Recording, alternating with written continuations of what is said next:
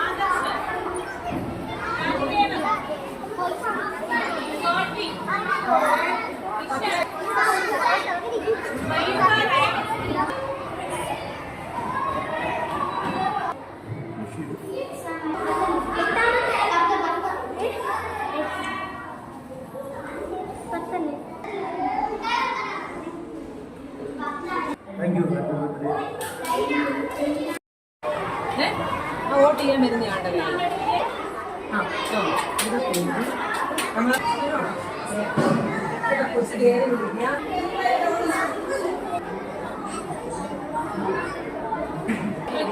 പേരിന് നേരെ ഫോട്ടോ നോക്കിയാലും മതി.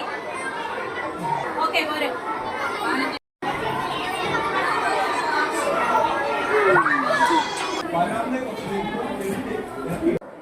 വോട്ട് ചെയ്തവരെ വിജയിച്ചവരെ ഹെഡ്മിസ്റ്റർ ടീച്ചർ അനുമോദിച്ചു.